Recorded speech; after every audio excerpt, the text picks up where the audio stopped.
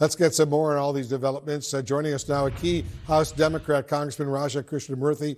He's a member of the House Intelligence Committee. Congressman, thanks so much for joining us.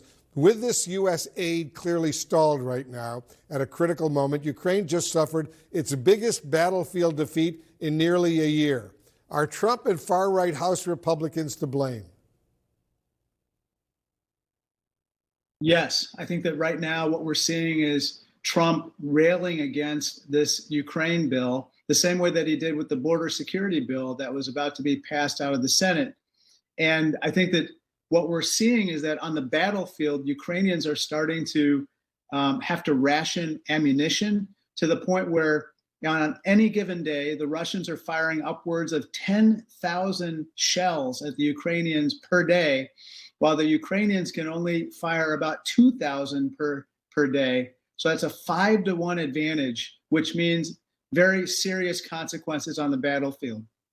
Given just how critical this U.S. military aid to Ukraine is, Congressman, are there compromises that Democrats can now make with House Republicans to get to an agreement? Sure. I think a bipartisan approach is always favorable, and I think that Speaker Johnson should reach back out to Hakeem Jeffries if he wishes in order to create this bipartisan approach. I know that Hakeem Jeffries very much wants that, but not doing anything, which is what's happening right now, is not an option. And one of the people that's watching this very closely is Xi Jinping in China. He's watching this legislative process just as closely as Vladimir Putin. And as Secretary Mike Pompeo testified before our committee the other day, the Select Committee on the Chinese Communist Party, we can't be tough on China and then weak in support of Ukraine. And if we are, it makes war over Taiwan more likely. And so we have to show strength. We've got to get this bill passed right now. As you know, several foreign leaders voiced concerns, serious concerns, to several of your colleagues at that Munich security conference. Politico reported that Ukrainian officials told U.S. senators about a soldier actually scrolling on his phone in the battlefield for signs the House would approve this U.S. military aid. How does the U.S. look on the world stage right now? We don't look good right now, Wolf. And I think that at this point, we need to look strong. Are we capable of doing this correctly in the House? Absolutely. But now we've got to hustle, and we've got to do it as soon as we come back.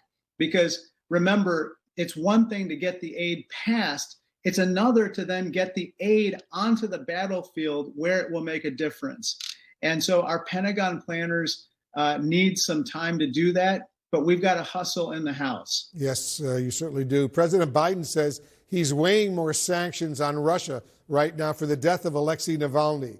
What consequences, Congressman, do you think the Biden administration should impose on Putin for Navalny's death?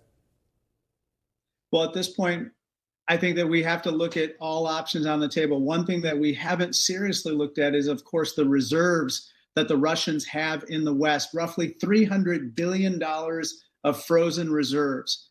And I understand that there are concerns about going after those reserves. But at this point, I think we have to open the door, because what is happening with regard to Putin's brutality in Ukraine, along with the impunity with which he is assassinating opponents like Navalny and others, can't be countenanced. We have to take more actions to make it even more costly for Putin to engage in this type of activity.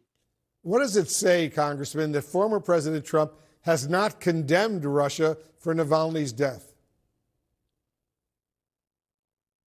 It doesn't speak well about the former president. And I think that that is all you need to know about why he's just unfit to be the president again. I think Nikki Haley said that he has been weak in the knees every time that he's with Vladimir Putin. And we need somebody who's strong, someone like Joe Biden, obviously, who has been handling this situation as well as I think we can. But obviously, in Congress, we need to step up to the plate as well. Congressman Raja Krishnamoorthi, thanks as usual for joining us. Thank you, Wolf.